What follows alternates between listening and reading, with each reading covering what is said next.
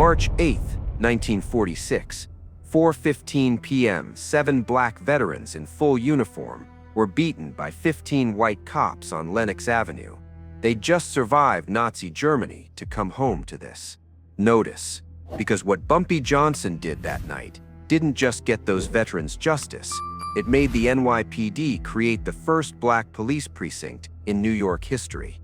To understand what happened on Lennox Avenue that afternoon, you need to understand what 1946 meant for black soldiers coming home from war. World War II had ended 6 months earlier, August 1945. Victory in Europe, victory in Japan. Ticker tape parades down Broadway, the whole country celebrating. But for the black soldiers who'd fought Nazis in Europe, who'd survived D-Day and the Battle of the Bulge, who'd come home with bronze stars and purple hearts pinned to their chests, the celebration ended the moment they stepped off the train. They'd fought for democracy abroad. They came home to Jim Crow. Down south, black veterans were being lynched for wearing their uniforms in public. In New York, they couldn't get jobs, couldn't get loans, couldn't move into white neighborhoods. The same country that had asked them to die for freedom told them to use the back door. The double victory campaign, victory against fascism abroad, victory against racism at home, was winning only half its battles. Harlem in 1946 was a powder keg, hundreds of black veterans flooding back into a neighborhood that was already bursting at the seams. Jobs were scarce. Housing was scarcer, and the NYPD treated Harlem like occupied territory, not American soil. That's where Bumpy Johnson came in. By 1946, Bumpy had been Harlem's protector for more than a decade.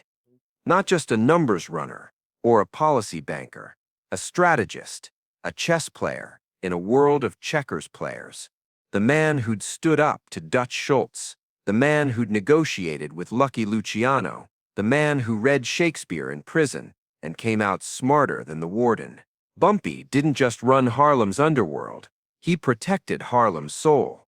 And on March 8, 1946, 7 men walked into Harlem who needed that protection more than they knew. Sergeant James Walker led the group. 29 years old, born and raised in Harlem, enlisted in 1942. He'd fought with the 92nd Infantry Division in Italy, the Buffalo Soldiers. He'd taken shrapnel in his left leg at Monte Cassino. He'd carried 2 wounded men through enemy fire. He'd earned a Purple Heart and a Bronze Star. And on March 8, 1946, he wore both medals on his chest as he walked down Lennox Avenue with 6 other black veterans, all in full dress uniform. They weren't looking for trouble. They were walking to Small's Paradise for a homecoming dinner. 7 men who'd survived hell together, celebrating the fact that they'd made it home. But here's what Sergeant Walker didn't know about that afternoon. Here's what none of those 7 men knew. Bumpy Johnson was already watching. 3 hours earlier, at 1 p.m., Bumpy had gotten word that the veterans were in town. His network was everywhere. Bartenders, cab drivers, porters, shoeshine boys.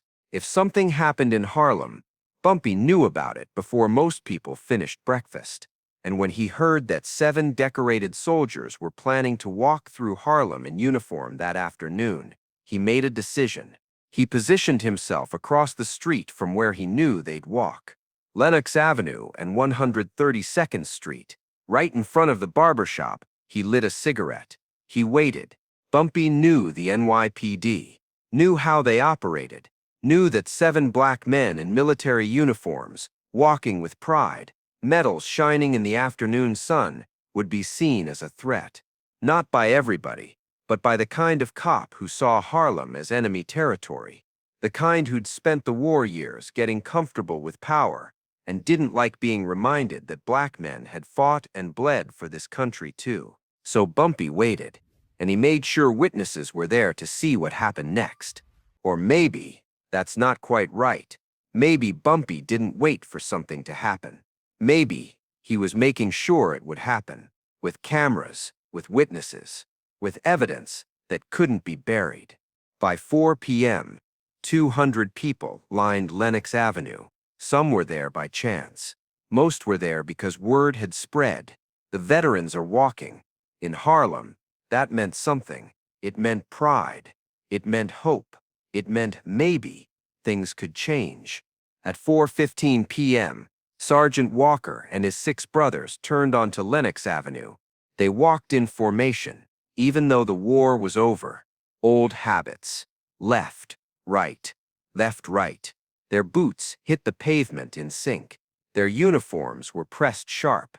Their medals caught the late afternoon sun. The March air carried cigarette smoke and perfume from corner barbershops, leather soles on concrete, the smell of fried chicken from somebody's window. People on the sidewalk stopped and stared. Some smiled, some saluted. 2 women cried. Bumpy, across the street, watched them approach. That's when the police car pulled up. 2 patrol cars, actually. 8 officers in the first car, 7 in the second. 15 total. They rolled to a stop directly in front of the veterans.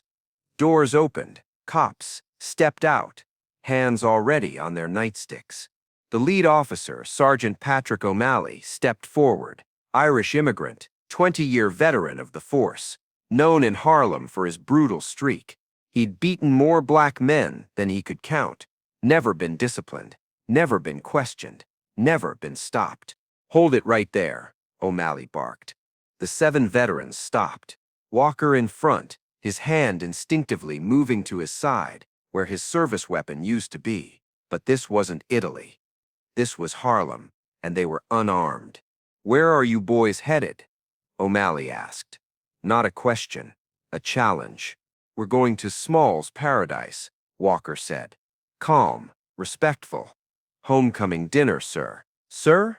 O'Malley smiled. Not friendly.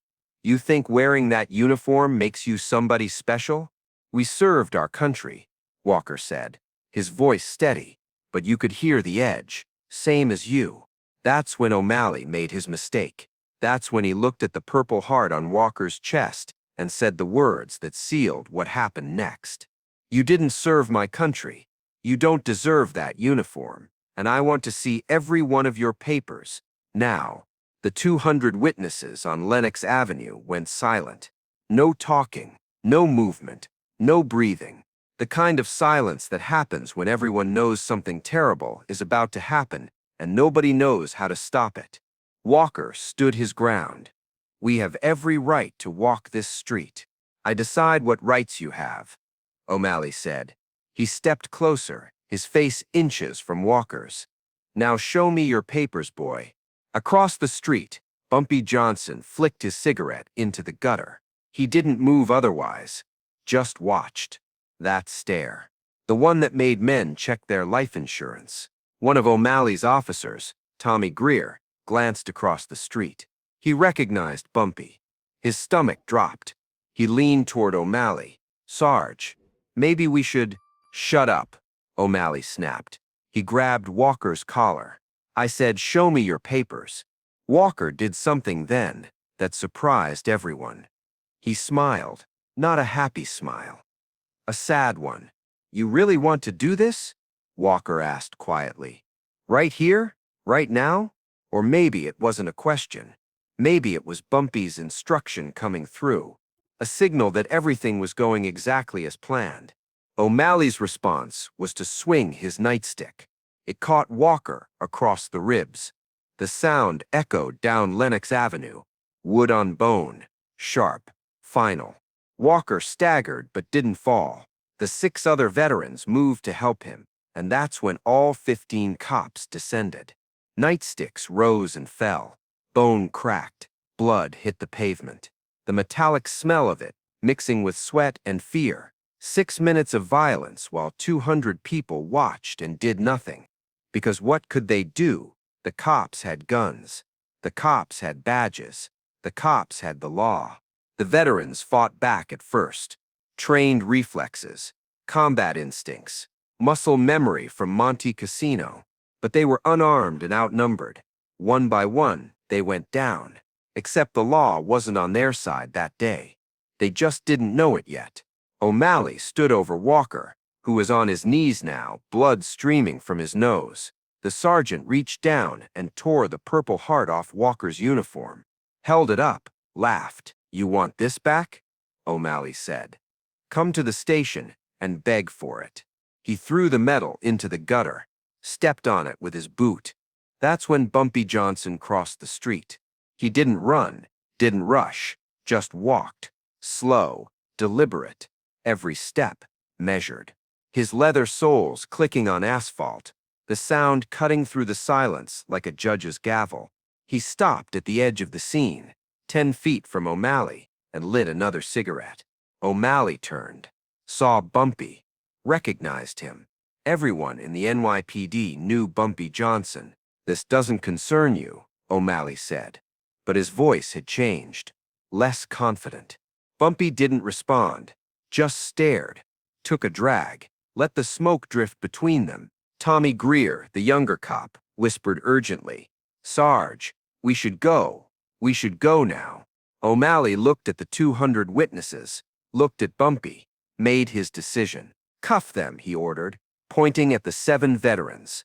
All of them resisting arrest, assaulting an officer.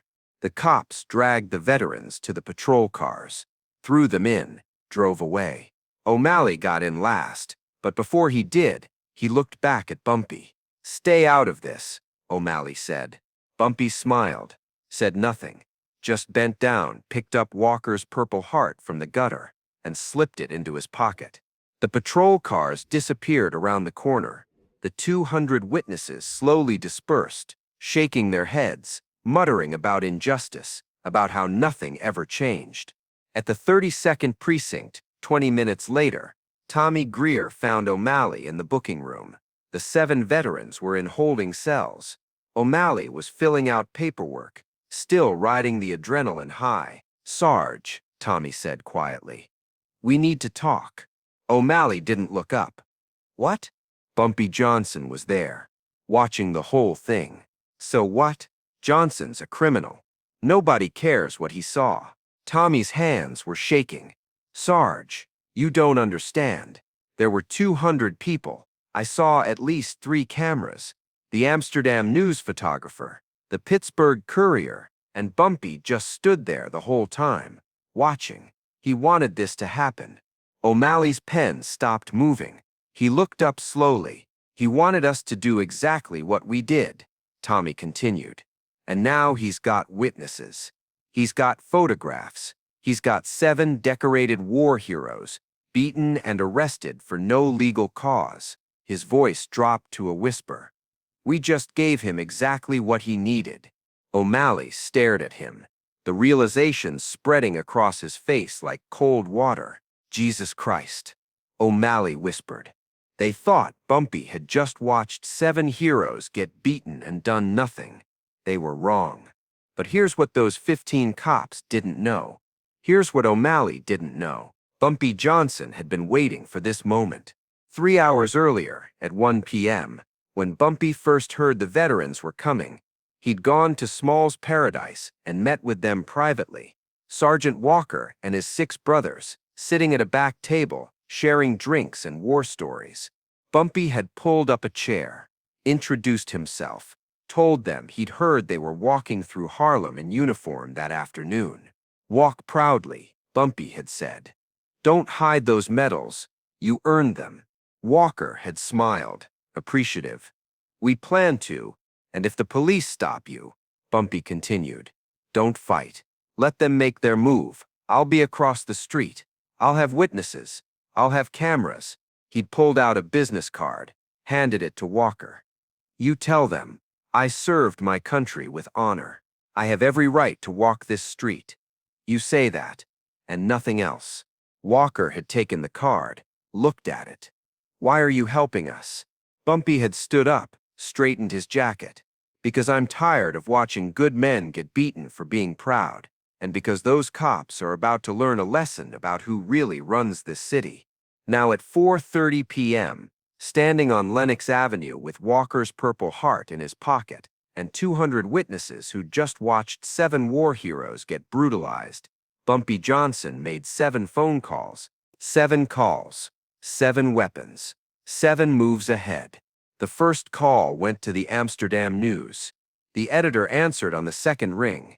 "I need your photographer at the 32nd Precinct in 1 hour," Bumpy said, "and I need your front page tomorrow." 7 black veterans, just home from the war, beaten and arrested on Lennox Avenue for walking in uniform. "I've got 200 witnesses who'll swear to it." The second call went to the Pittsburgh Courier. Same message. The third call went to Thurgood Marshall's office at the NAACP. Marshall wasn't in, but his assistant was. Bumpy gave her the details. She said she'd have lawyers at the precinct by morning. The fourth call went to the Veterans of Foreign Wars, Harlem chapter. They'd already heard. They were furious. They'd mobilize.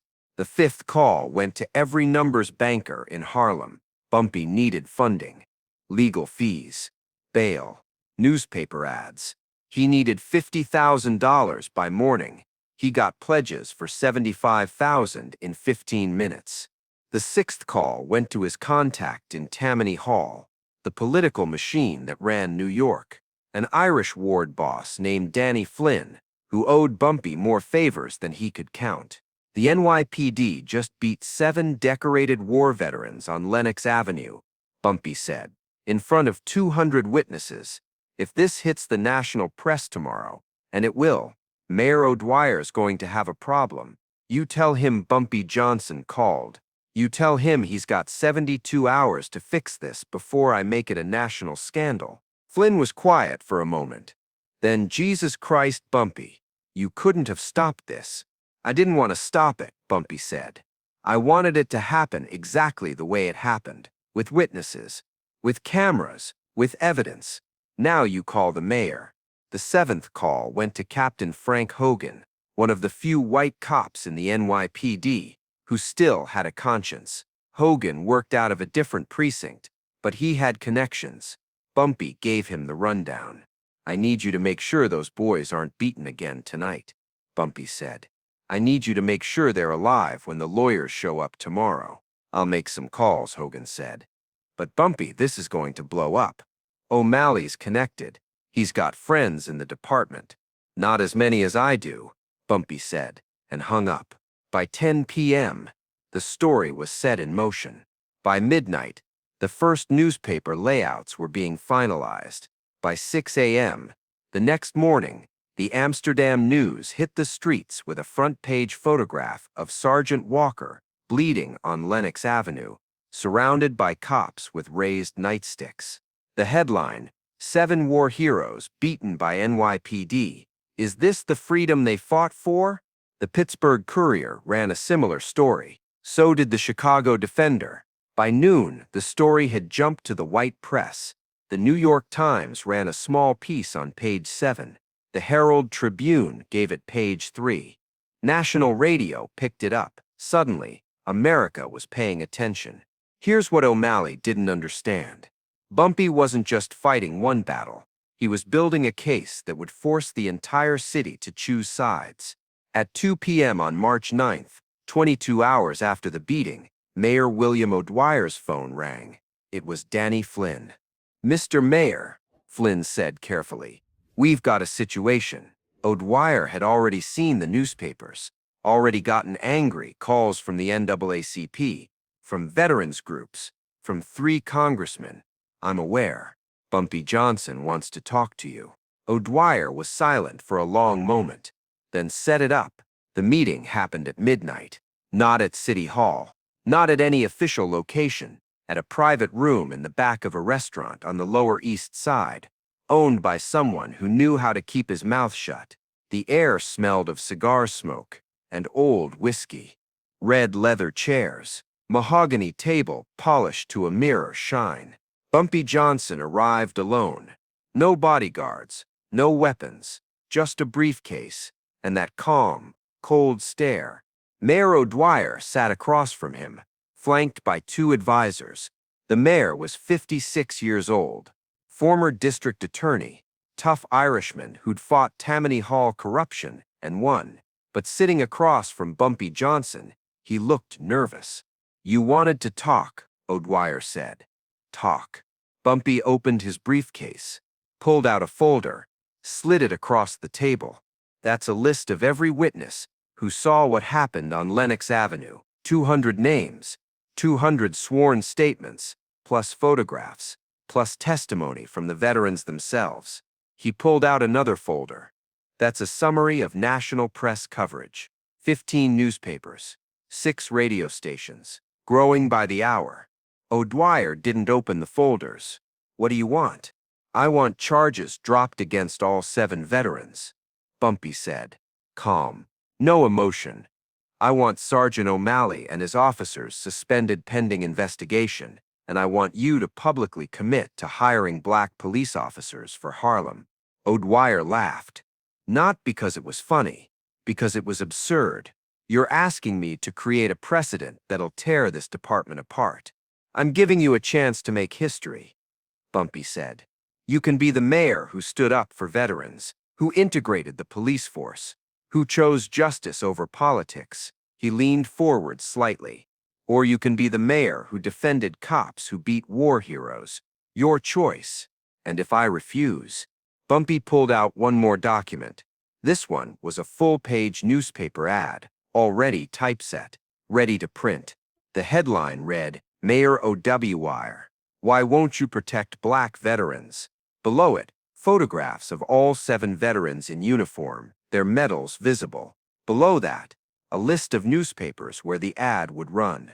The New York Times, Washington Post, Los Angeles Times, 20 cities, $50,000 in ad buys, already paid for. This runs tomorrow unless you give me what I want, Bumpy said. And after this, I've got rallies planned, protests, veterans marching on City Hall, NAACP lawsuits, national attention. You know how this works, Mr. Mayor. You can fight me for 6 months and lose everything. Or you can work with me for 6 days and look like a hero. O'Dwyer stared at the ad layout. His jaw tightened.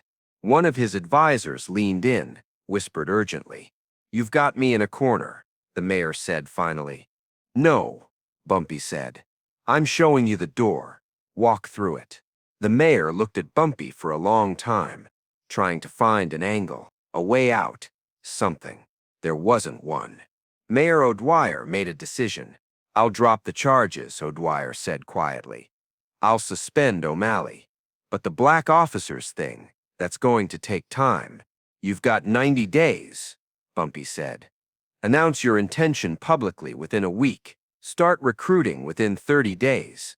First officers hired within 90. He stood up, closed his briefcase. Or the ads run. Your choice. He walked out without waiting for an answer. On March 11th, 1946, 48 hours after the beating, Mayor O'Dwyer held a press conference. All charges against the 7 veterans were dropped. Sergeant Patrick O'Malley and 6 of his officers were suspended without pay pending investigation.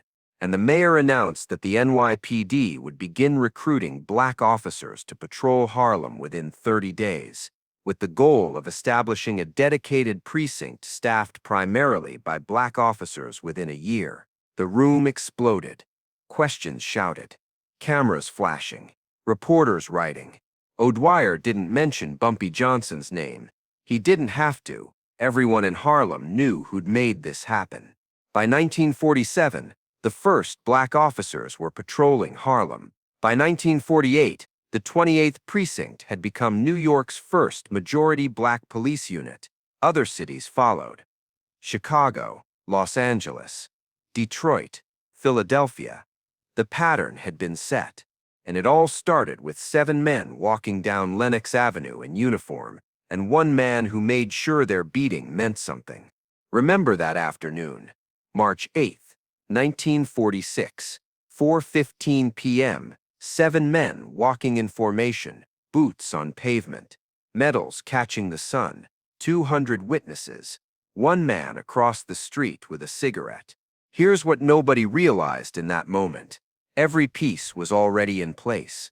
Years later, in 1978, a reporter tracked down Sergeant James Walker. He was 71 years old, retired, living in a small house in Queens. The reporter asked him about March 8th, 1946. I remember every second, Walker said. I remember the taste of blood in my mouth. I remember my ribs cracking. I remember thinking, I survived Monte Cassino for this. But you also remember Bumpy Johnson, the reporter said. Walker smiled, reached into his pocket, pulled out his Purple Heart, the same one O'Malley had thrown in the gutter 32 years earlier. Bumpy gave this back to me 3 days later, Walker said. Cleaned it, polished it, put it in a little velvet box. He handed it to me and said, "Never let anyone tell you that you didn't earn this." Walker's voice cracked slightly. Then he told me what he'd done. The phone calls, the newspapers, the meeting with the mayor. That man didn't know me, didn't owe me anything, but he made damn sure that what happened to us mattered. The reporter asked one more question. Do you think what Bumpy did was worth it? Changed anything? Walker looked at his Purple Heart for a long moment. My grandson's a cop now, he said. NYPD, Harlem Precinct. He wears his badge with pride. That wouldn't have happened without what Bumpy did. He looked up at the reporter. You ask me if it changed anything. It changed everything. Respect isn't given. It's earned. March 8th, 1946. 15 cops beat 7 war heroes on Lennox Avenue. 200 people watched, and the NYPD was never the same. If this story hit you, smash that subscribe button. We're telling the Bumpy Johnson stories history forgot. Drop a like if you think Bumpy was the smartest man in Harlem. Want to know what happened when Bumpy walked into Lucky Luciano's office, unarmed, and walked out with the deal of the century? Drop a comment.